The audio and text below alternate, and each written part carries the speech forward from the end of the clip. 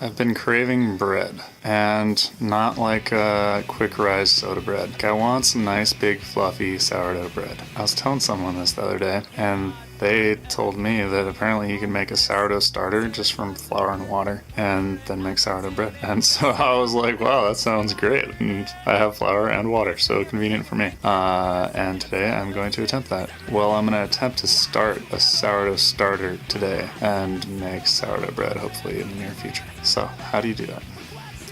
For this experiment, you'll need 1 cup of flour and 1 cup of lukewarm water. This actually came from the solar shower, which is awesome. I didn't even have to make a fire to heat it up. Pretty simple. Add water and add flour. It's important that your flour is white flour, apparently, because the source says if you use whole wheat or like rye flour, the flour will rot before you can get your good yeast growing in there.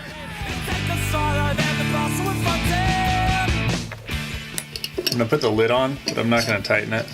We're gonna put this in a warm place, between 70 and 80 degrees, and that's it till tomorrow.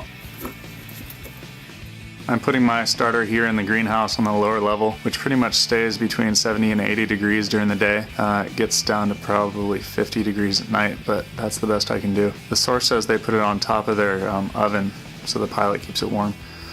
So now we're gonna feed our starter. If we don't continuously give this a new supply of flour, it's gonna run out of food and end up rotting instead of turning into sourdough.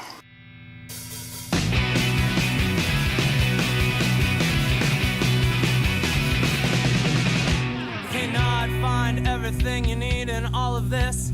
Potatoes, rice, and bread. So now we're gonna pour off 1 cup of our starter here. Then you wanna take a half cup of fresh flour, add that in there, and also a half cup of lukewarm water. And then we put it back in our jar. Just keep doing that for the next 14 days, and with any luck, we'll finally be able to make a loaf of sourdough bread. So what's actually happening here? When we add the water to the flour, the wild yeasts that are already in that flour begin to develop, and as they do, they feed lactobacteria.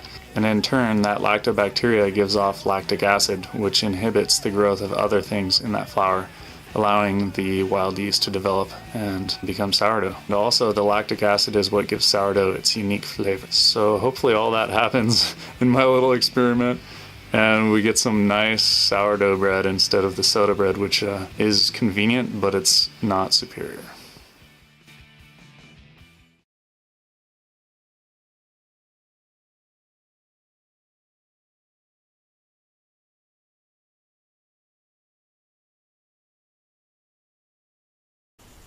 Tomorrow I am planning on trying to bake bread. My starter's been going for 2 weeks now. Licking the spoon on the sourdough starter is not as enjoyable as it is on the cookies that I made, unfortunately.